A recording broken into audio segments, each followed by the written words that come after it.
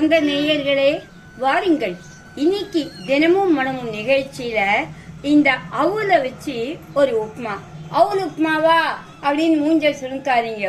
ஒரு புது மாதிரியா அவுல் உப்புமா பண்ணி காமிக்க போறேன். பொதுவா போ அப்படின்னா தமிழ்ல போன்னு அர்த்தம் தெரியும் உங்களுக்கு. இங்கிலீஷ்ல கோன்னு சொல்றது.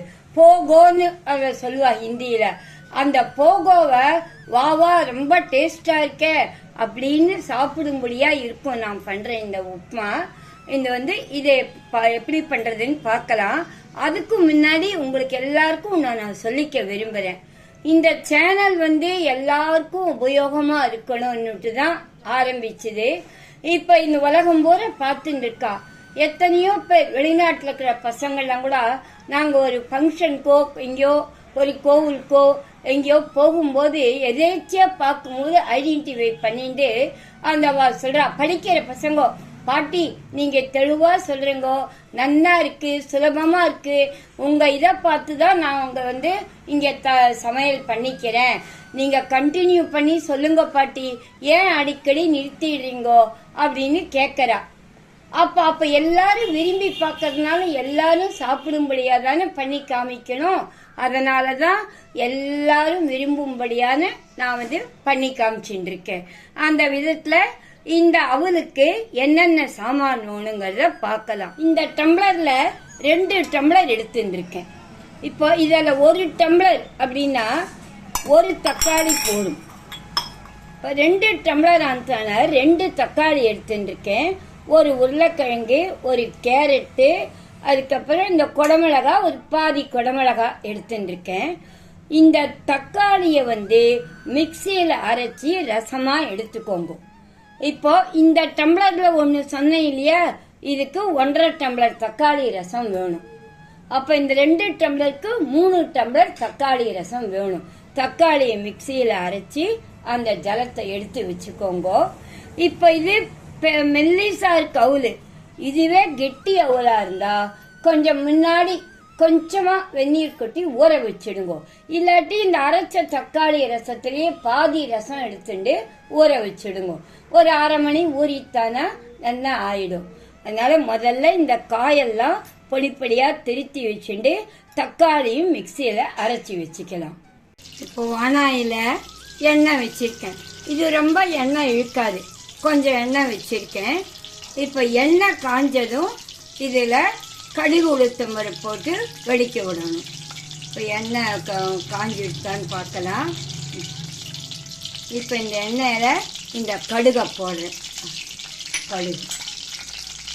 கடுகு போட்டப்புறம் கடுகு வெடித்ததும் உளுத்தம்பருப்பு, உளுத்தம்பருப்பு, கடலைப்பருப்புலாம் பிடிச்சா போட்டுக்கலாம், இல்லாட்டி விட்டுடலாம்.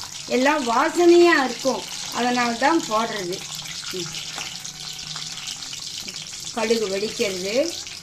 கடுகு வெடித்ததும் இந்த உளுத்தம்பருப்பையும் போடுறேன்.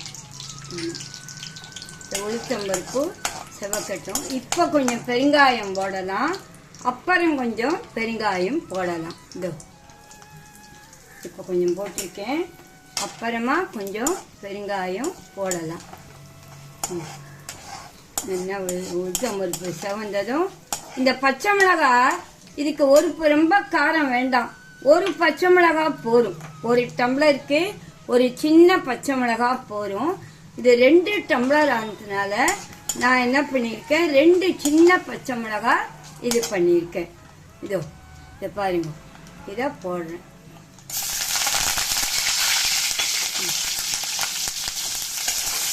இப்போ இதில் இந்த திருப்பி வச்ச கரிகாயை இதில் போடுங்க.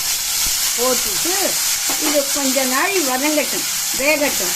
இல்லை ஒரு 5 நிமிஷத்தில் எண்ணெயில் வதங்கிடும். உங்களுக்கு அப்போ எண்ணெயில் வதக்கிறது கஷ்டமாக இருந்தால் இன்னும் சீக்கிரம் ஆகணும்னா இதை கொஞ்சம் குக்கர்லேயோ இல்லை தனியாக வேக வச்சு எடுத்துருந்து. அப்போ இந்த கடுகு வடிச்ச உடனே இந்த வேக வச்சதை போட்டுட்டு இந்த தக்காளி ரசத்தை போட்டு பண்ணலாம். இப்போ கொஞ்சம் இது வதங்கட்டும். இப்போ நல்லா வெந்துடுத்து. இது பாருங்க, கரண்டியில் இப்படி பண்ண உடனே நல்லா இதுவாகுது. அந்த மாதிரி இருந்தாக்கா வெந்துடுத்து நல்லா. இப்போ இந்த வெந்த இதில் இந்த தக்காளி அரைச்சி ரசம் எடுத்துட்டு இருக்கேன் இல்லையா, இதை சேர்க்கணும். இதை சேர்த்துட்டு கொஞ்சம் ஒரே ஒரு கொதி வரட்டும் போதும். இதில் உப்பு போட்டு இதுக்கு தேவையான அளவு உப்பு போட்டிருக்கேன். உப்பு இப்போ கொஞ்சம் பெருங்காயமும் போடலாம். இப்போ அது வாசனையாக இருக்கும். அதனால கொஞ்சம் ஒரு கொதி வரட்டும். தக்காளி போட்டு பொங்கிடுத்து. இப்போ இந்த போகாவை போட்டு நல்லா கடறலாம். நல்லா ஒரு 5 நிமிஷத்துல நல்லா ஆயிடும். இது சாப்பிட்றதுக்கும் டேஸ்டா இருக்கும். பசங்க எதை விரும்பி சாப்பிட்றாளோ நம்ம அவளுக்கு டேஸ்டுக்கு ஏற்ற மாதிரி அதை பண்ணி கொடுக்கலாம். வெஜிடபிள் உடம்புக்கும் நல்லது. அவள்லையும் நிறைய புரோட்டீன் இருக்கு, உடம்புக்கு நல்லது. அதனால பசங்களுக்கு ஈவினிங் டிஃபனா பண்ணி தரலாம், மார்னிங் பிரேக்ஃபாஸ்ட் கூட பண்ணி தரலாம். நல்லா இருக்கும். பெரியவாளும் பிடிக்கிறவா சாப்பிடலாம். நல்லா ஆயிட்டு பாருங்க. சுட சுட தக்காளி அவல் உப்புமா ரெடி. நல்லா சாப்பிட்டு பார்த்தா அப்போ உங்களுக்கு டேஸ்ட் தெரியும். நல்லா சூடா சாப்பிட்டா நல்லா இருக்கும். இது அப்படியே நீங்க பசங்களுக்கு தொட்டுக்க இல்லாமையே சாப்பிடலாம். ஏன்னா கரிகாயெல்லாம் இதுல இருக்கிறதுனால. இந்த தக்காளி அவல் உப்புமாக்கு தொட்டுக்க தொகையல் வச்சிருக்கேன். தொகையல் வச்சுக்கலாம், சட்னி தொட்டுக்கலாம். உங்க தொட்டு ஒண்ணுமே இல்லாமையும் இது பண்ணலாம். அது உங்க இஷ்டம். என்ன நேயர்களே, இப்ப என்ன கண்டிப்பா இதை பண்ணி எனக்கு ஃபீட்பேக் பண்ணணும். நீங்க அப்பதான் எனக்கு சந்தோஷமா இருக்கணும். இந்த வீடியோ உங்களுக்கு பிடிச்சிருந்தா லைக் பண்ணுங்க, கமெண்ட் பண்ணுங்க, ஷேர் பண்ணுங்க, மறக்காம சப்ஸ்கிரைப் பண்ணுங்க. மீண்டும் அடுத்த நிகழ்ச்சியில் உங்களை சந்திக்கும் வரை உங்கள் கனகா பாட்டி.